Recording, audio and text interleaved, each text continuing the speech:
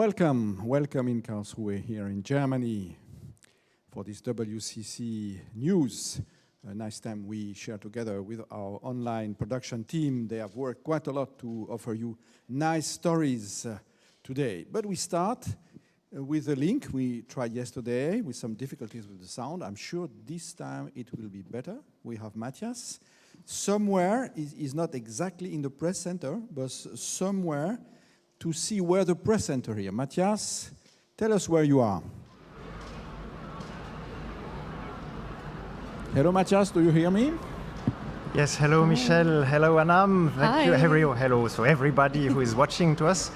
I am Matthias. I'm one of the journalists here on the press center of the 11th Assembly of the World Council of Churches, and I wanted just to help you understand perhaps a little bit better what's going on with the media people working around this assembly. So first thing, it's a local thing, a geographical thing. Now we are on the site of where the assembly takes place, but just behind me, I don't know if you see, there is a very high tower, a building, 19 stages, 19 planes, and we are working with the press people, with the media people up there. So we have a beautiful site on all the city. This is very a good place to work, in fact, because we see everything from above. But to help us work, there is a big team of people helping us, staff, and I wanted just to introduce one of these persons. Hello, Renato. Hello, I'm a young communicator working at the press center over there. And at the on the 19th floor, we connect 340 accredited journalists to the assembly. So 340 journalists is incredible. It's a very big amount of people. If you think that there are 4,000 people for the whole assembly, it's almost 10% of the participants. How is your work organized? I think you have two types of helps you can give on site and online. Mm-hmm. So we have around 30 people working for two teams, online and on site, and we provide some services like press briefings, interview requests, and we also provide a nice place for journalists, a working station, so they can report, write, or even do their interviews there. And there is also a hall where you can follow all the meetings online. Exactly. So they all the press briefings are also online, so that the journalists all over the world can cover and follow. So just an example, we have someone from the staff working in India and taking an interview request from an interview with a Latin American delegate from journalists from South Africa. So this is a little bit of our work, and we are connected all the time and working on site and online to make sure that the journalists get all they need to make an accurate coverage of the WCC 11th Assembly.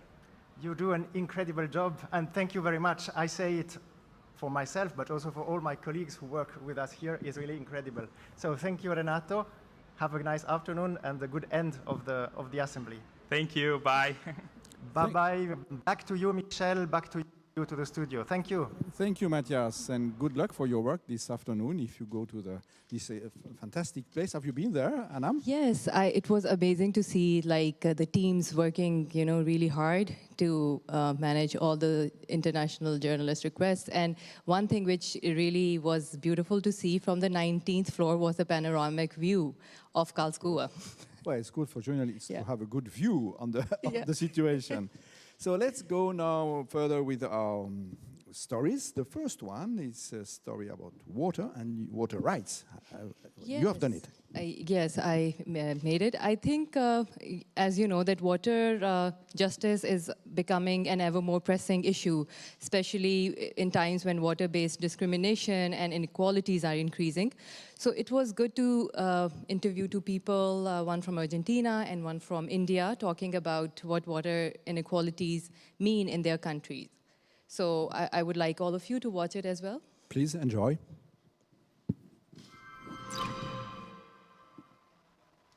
Water is the human rights that I believe. I don't think that all people in Argentina knows that access to water is a human right. We are having water scarcity in India, where you can see in the state of Tamil Nadu, it's Chennai, the people used to buy the water gate, and sometimes they're really having problem without water. So we cannot say that India is sufficiently having its own water for the drinking. We're getting some projects from Ecumenical Water Networks in aspect of project on water, health, and climate concern. It's known, and well, it's what is happening, that climate change exacerbates every other problem that is happening around the world. And for example, if we talk about the water is a human right, the access of the water. What we discussed was in that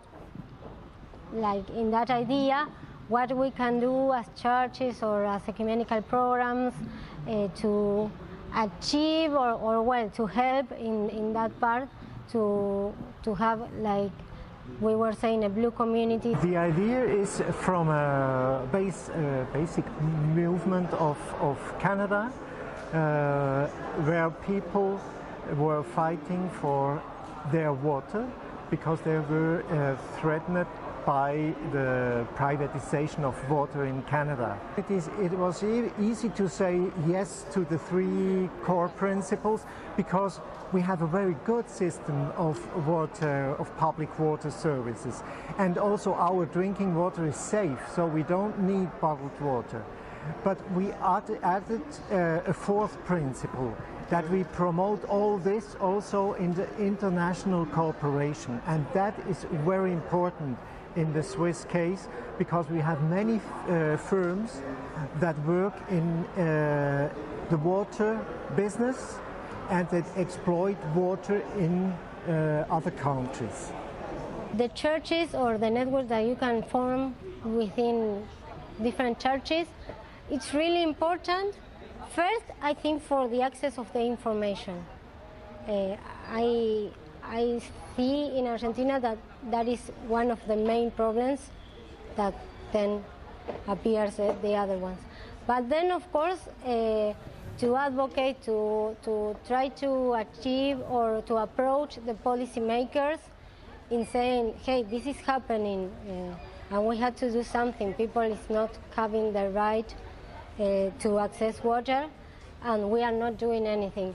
I mean, like we were talking in the morning, we need to talk less and act more. Talk less and add more. It's act more. It's fantastic. What about water in your country, Pakistan? It's also difficult. Yes, I mean, we have issues related to safe drinking water, a lot of trouble, and privatization of water. Like in a country which is a developing country, you have to buy water, safe drinking water. It's I would say, like, if I may use this word, ridiculous situation. And I think definitely the role of WCC and the Ecumenical Water Network of WCC comes into play, and also the role of churches. But there's a lot of, I think we need a lot of input in that area, for sure. Okay. Lots of awareness as well here. You can see it's amazing, these young people really well-trained and able to speak about these topics. Let's go somewhere else, in Brazil, or at least with a Brazilian language and accent. It's so lovely.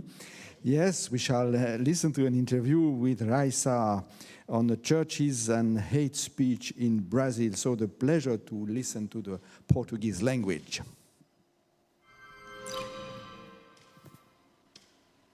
Muito obrigado por participar aqui conosco na nossa interview de hoje.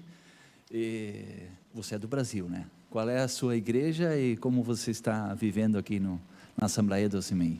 Bom, eu sou do Brasil, sou presbítera na Igreja Presbiteriana Unida do Brasil. A Assembleia até agora tem sido fantástica, mas muito trabalho. Acho que a mágica acontece, na verdade, no momento informal, né? Os encontros mais sinceros também, eu acho que eles se dão no momento mais informal, no café, no almoço, numa troca de olhares ali, até a comunhão também.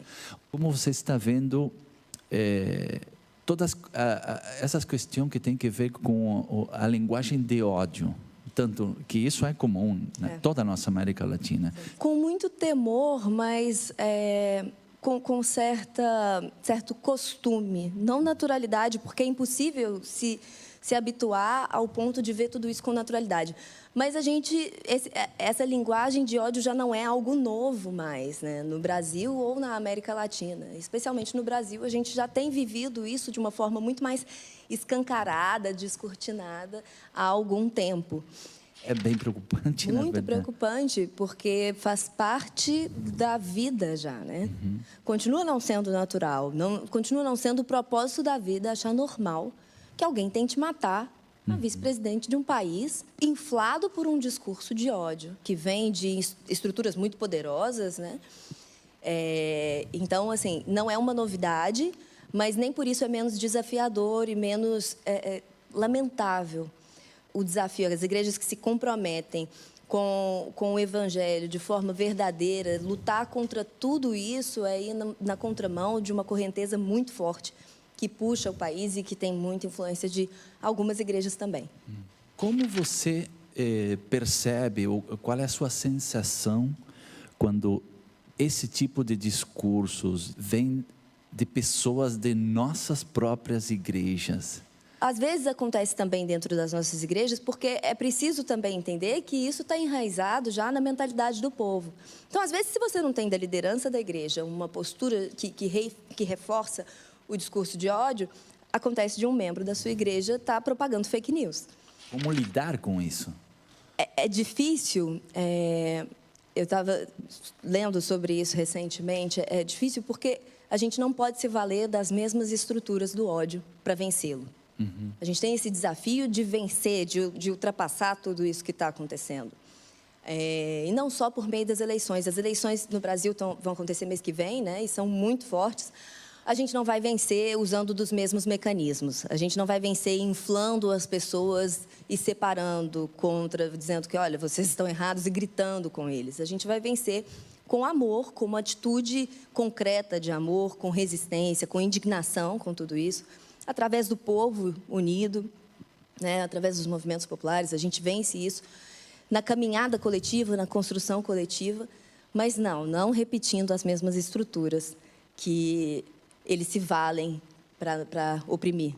E uma última pergunta, Raíssa. Isso. Como as igrejas conseguem trabalhar juntas frente a esse discurso de ódio?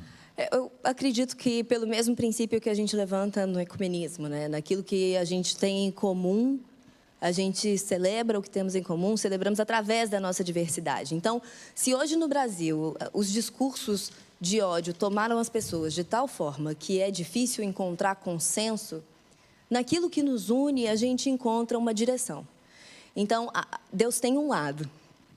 Nas Escrituras, Deus tem um lado, e é muito claro esse lado, e Deus opta pelos pobres. O lado de Deus é o lado dos oprimidos, das pessoas que estão em qualquer situação de vulnerabilidade, de opressão. E não tem discussão. Não tem muita abertura para discutir e achar que Deus está falando de outras pessoas. Isso é comum. Então, a gente precisa se unir e procurar cuidar dessas pessoas. E isso, acho que, talvez seja um bom norte para a caminhada das igrejas, caminhada coletiva das igrejas. Valeu, obrigado. Obrigada.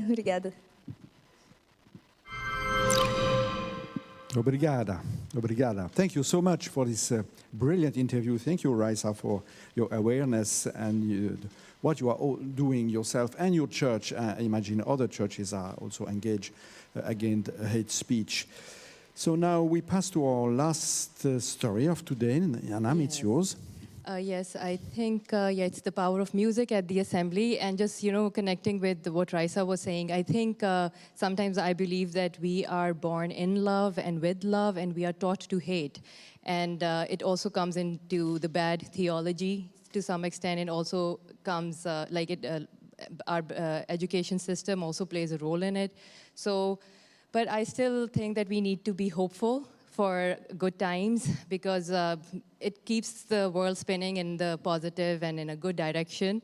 And that is where the power of prayer, the power of music comes in. So power of music now. So regarding the power of music, Okay. I would say that, let's see what our colleague made regarding the power of music in the worship hall at the assembly. Enjoy.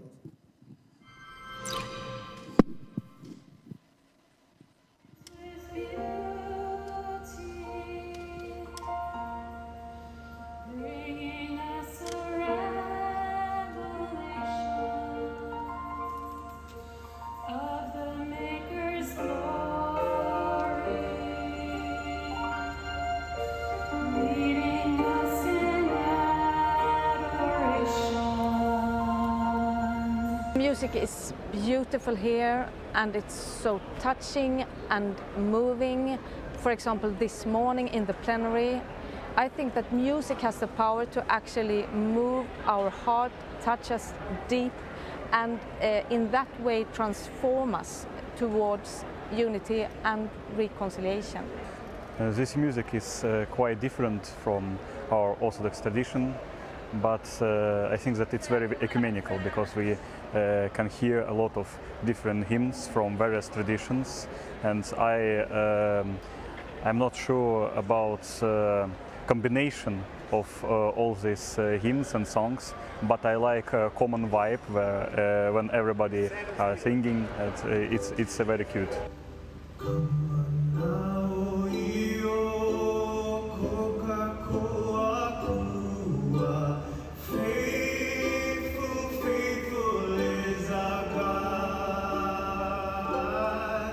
Music is really nice because I come from other country, Indonesia, and I'm arriving here, and I was really expecting to have some music, some new experience from the music of the churches of all around the world. So I really enjoy it because it's really new experience for me. So coming from Africa and listening to the music that I sing in my church is so uplifting, and sharing it with the rest of the assembly participants, that is a highlight for me.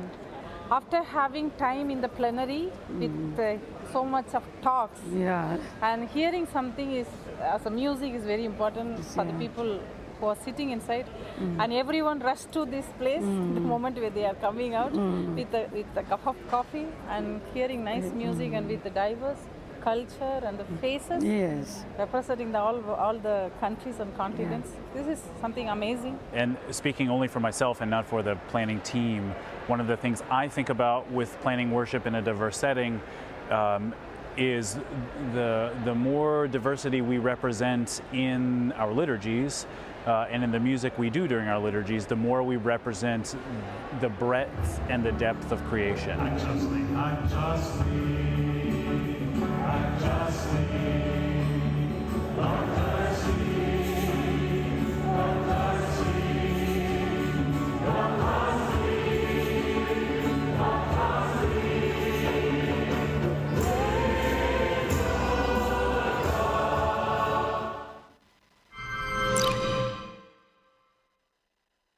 This song. So everything is said. Nothing to add to these very interesting interviews. A commentary from you, Anam? Yes, I think I agree with, like, it's a place of peace for me also. Like, one of the highlights from the assembly, besides many more. Many others. So we have another meeting tonight, a prayer time. So be with us tonight, and of course tomorrow for the last day already. Last day already. Oops. Yeah. Well, it went by so fast. That's true. So it's also the occasion to thank all our team. You don't know them. We have not mentioned them. We should have done it. Let me just say thanks to Walter, our chief working behind the screen. Of course, there are many people. Walter, I know. Doug, who is also here.